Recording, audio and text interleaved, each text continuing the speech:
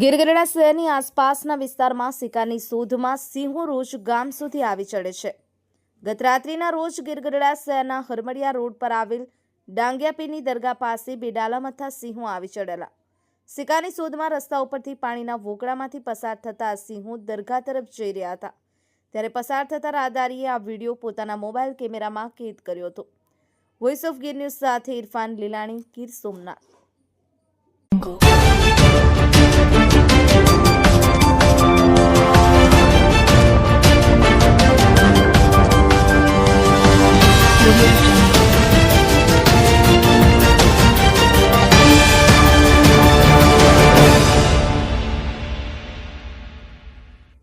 Jungle.